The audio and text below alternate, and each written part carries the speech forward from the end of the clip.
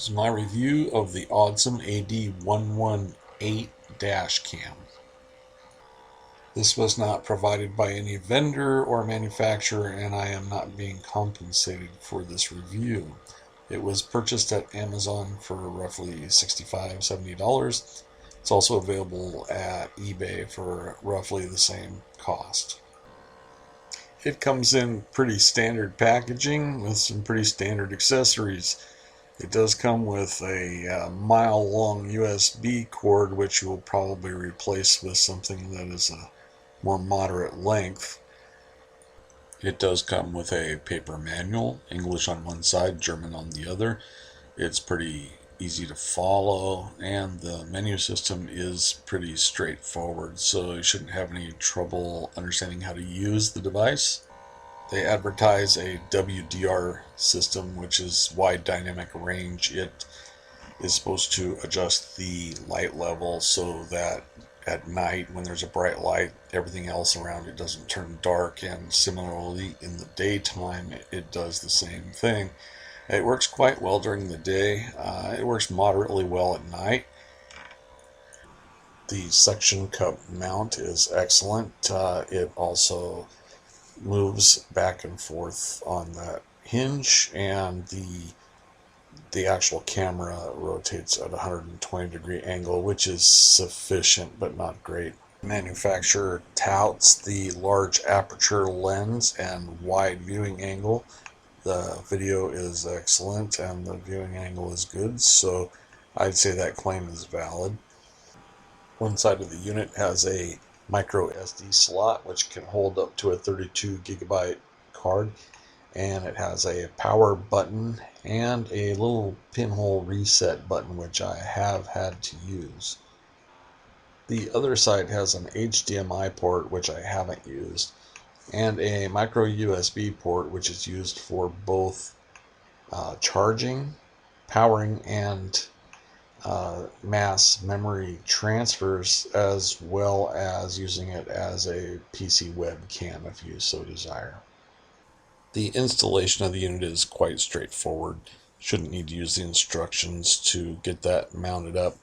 The menu system is also quite intuitive. There were a couple of things I stumbled on, but I'll talk about that later in the video. Well, I'd say it's time to tear the unit out, get her installed, and let the video do the talking. The thing I like most about this Ausdom Dashcam is the suction cup mount. It sticks and it doesn't come loose. So you twist that knob over there and it's stuck. This thing, if you leave the bracket fairly loose there, it can adjust, so you can go from car to car, and it stays adjusted fairly well. This adjusts the camera up and down. I actually just usually grab it and adjust the camera like this, so the knob itself is not as useful as it might seem, but you got pretty good adjustment. Also mounts fairly well in my automobile. It was in the SUV in the previous videos. One thing that's common to both of them is that it's kind of behind the mirror no matter what, if you want to be able to see anything, which I don't necessarily object to, because it has some flashing, blinking lights that are bothersome if you can see them. But if you want to look at the display while it's on, you have to kind of lean down and look up there. Also, to press the buttons, it's not quite convenient.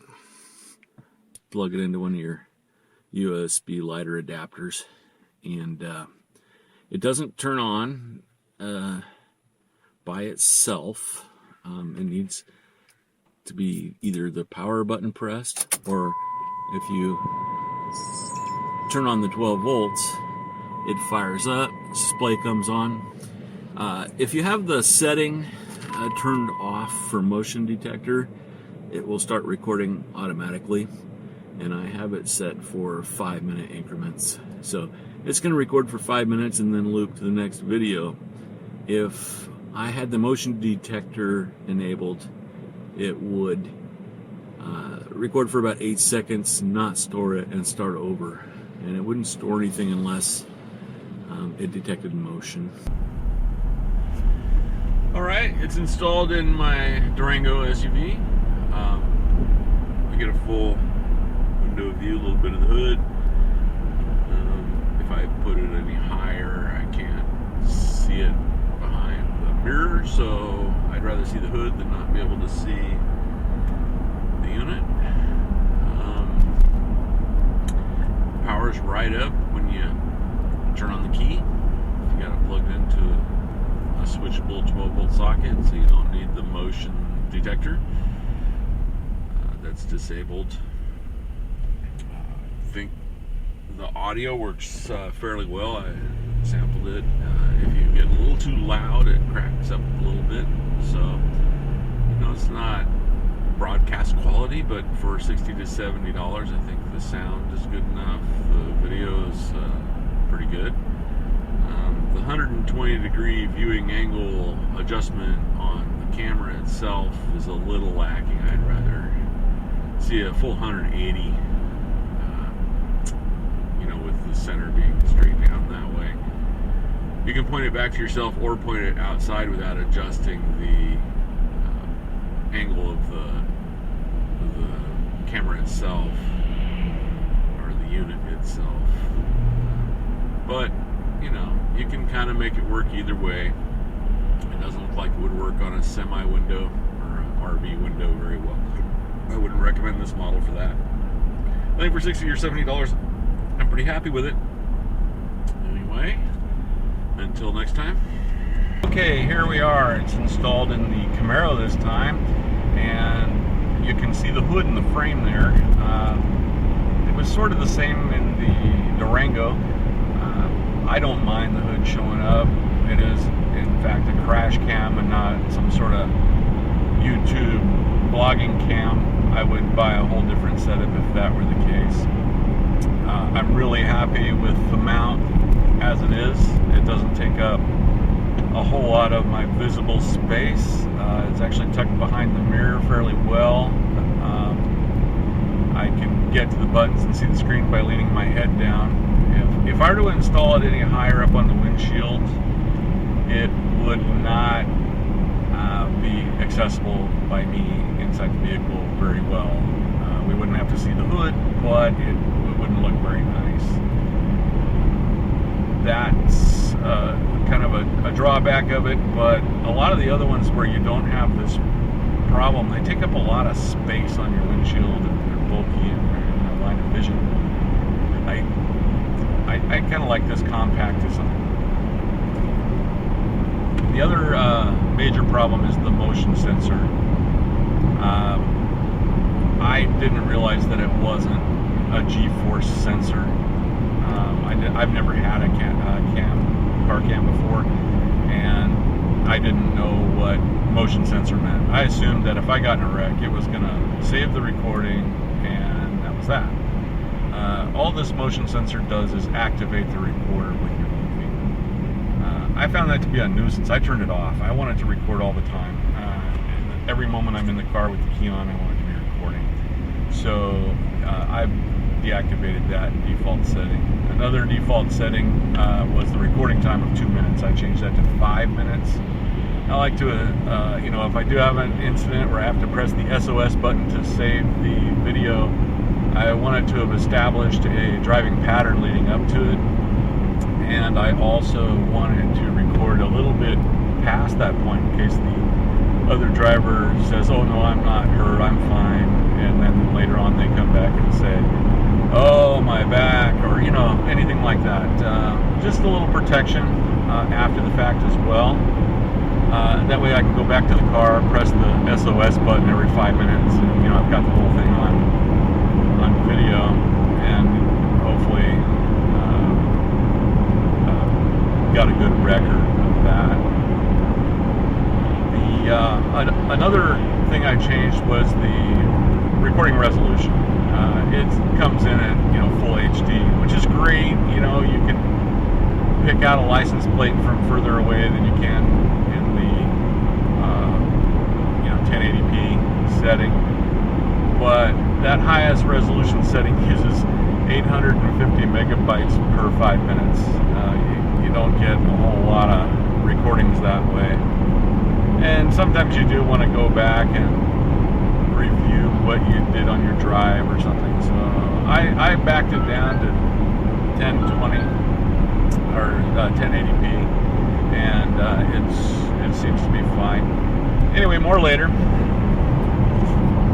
Well, do a little nighttime driving and test out the audio. I think it sounds pretty good when I'm just talking to him. There's no background noise, but what happens when the radio's playing? You know, can you still hear me? What happens when the fan's on full blast? Still pretty good audio. What if it was talk radio? You know, I don't know.